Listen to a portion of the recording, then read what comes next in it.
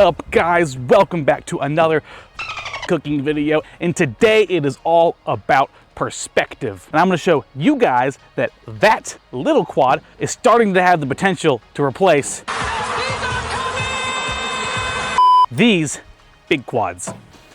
Now, I know that I'm probably about a year late getting on the hype train of these toothpicks, but in my defense, there has not been a Falco X target for a toothpick until now. That's right!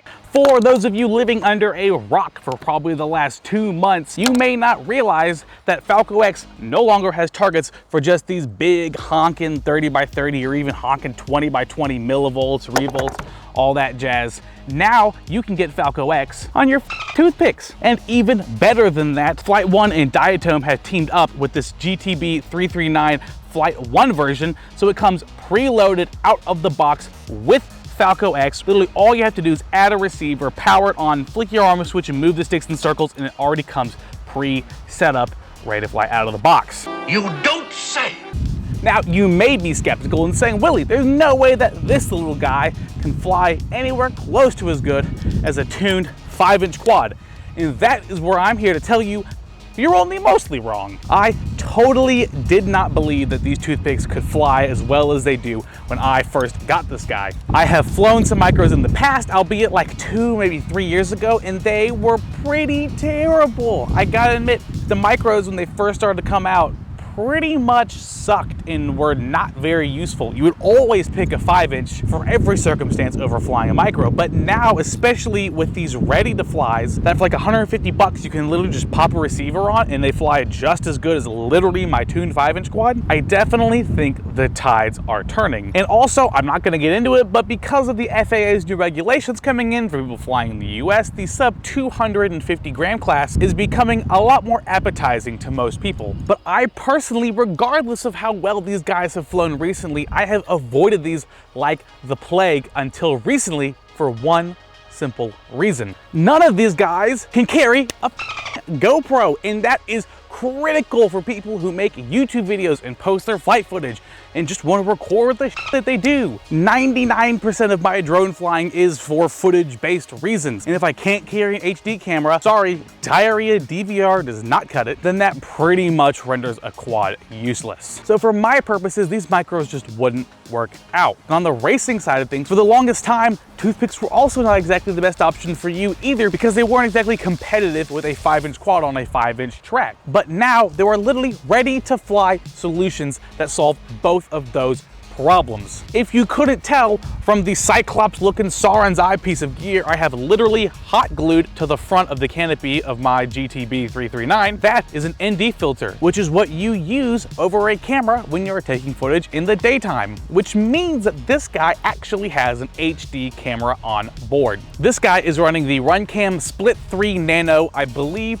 Whoop Edition, whichever one is the 26x26 mounting board that fits on the Whoops. Cadex also has a baby turtle version that will fit on this guy as well that I'm hoping to try out soon. And I get it, you may be all like, Willie, those split cameras have been around for a couple of years now, and no one ever said anything about them till now. Why is that? But the problem with these split cameras is that up until recently, the quality has just not been good enough for YouTube or even Instagram. But now, at least with this Runcam Split 3 that I've been trying, with a little bit of touching up and post afterwards, this footage is totally usable. And that's super exciting to have a full HD system packed into a sub 250 gram bind and fly quad. And yeah, there are some downsides to running these 2-in-1 split style cameras. It is definitely not as good, or honestly really even close to GoPro footage. So when it comes to doing professional production work, these guys probably aren't gonna cut it unless whatever you're filming really requires something of this size. So for production work, you're probably not gonna be retiring your GoPro Hero 8 anytime soon for something like this. And the other downside that I'm sure everyone is waiting for me to talk about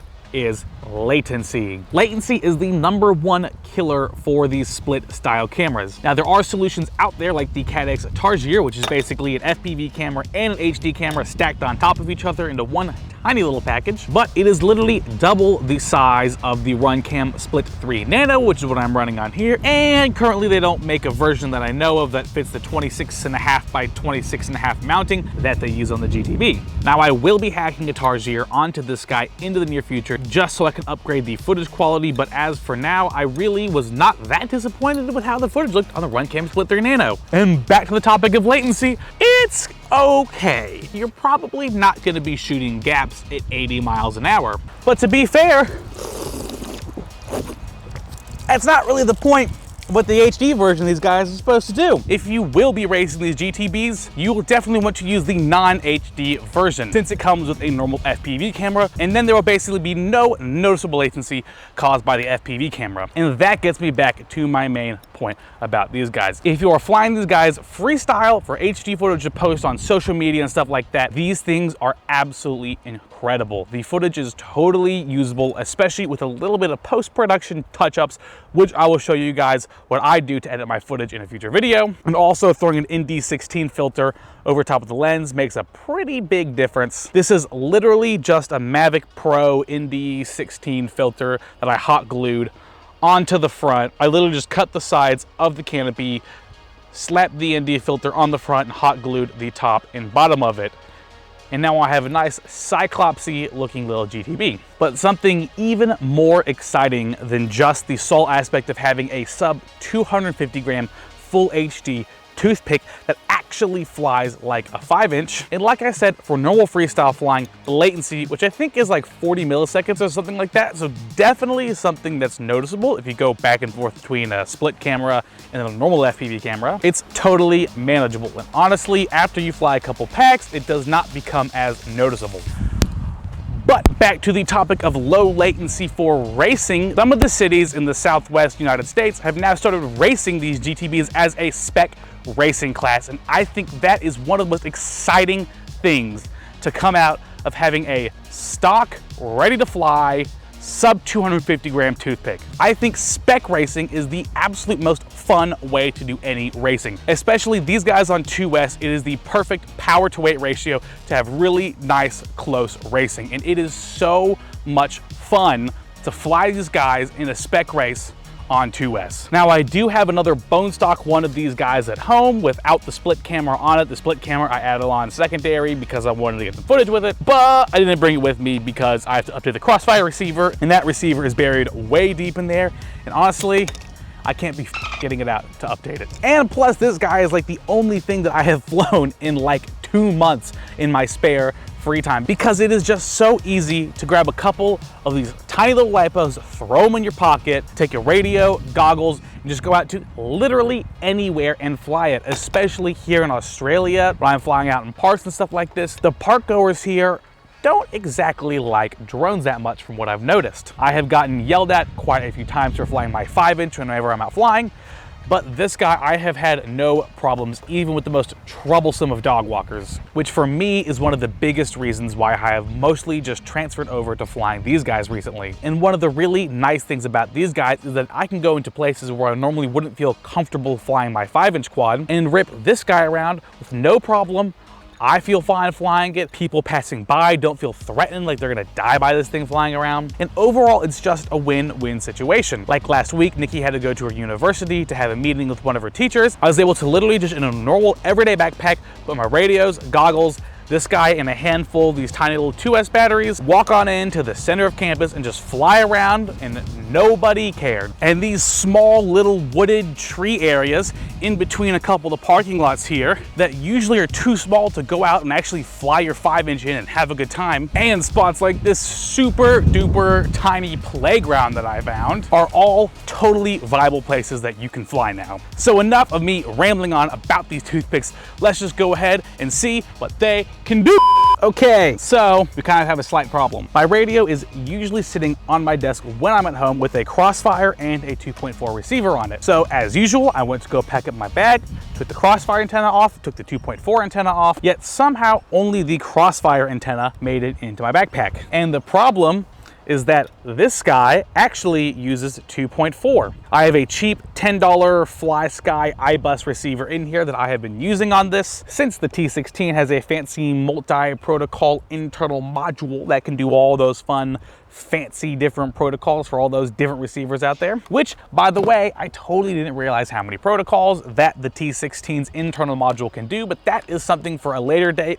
All I've got to say is I have way more receivers I know what to do with now. I'm looking at you, all my old Futaba receivers. But aside from that, I don't have a 2.4 gigahertz antenna anymore. But what I do have is a tiny little antenna that uses the slim coax cable, which is easy to cut, and a pair of flush cutters. And I just so happen to know, thanks to a quick Oscar Lane blog that I just looked up, the quarter wavelength of a 2.4 gigahertz antenna is 31.2 millimeters, which I just measured out using a handy dandy phone app, is pretty much the exact distance between where this heat shrink ends and where the top of this antenna starts. So I'm gonna go ahead, I'm gonna quickly chop this guy up, put it on my radio, and use that to fly this guy around. Let's hope I don't fail safe. And there we go. I am now a proud owner of the world's most ghetto 2.4 possibly gigahertz antenna on the planet. We don't need this guy where we're going. Back to 2.4 gigahertz land. Very, very carefully throw this guy on. That is literally the definition of hanging on by a thread. Now, I'm not sure if I need the little ground plane hanging off on the side, but the Crossfire antennas do it, so I'm assuming it's not bad to do on 2.4. So go ahead, wish me some luck.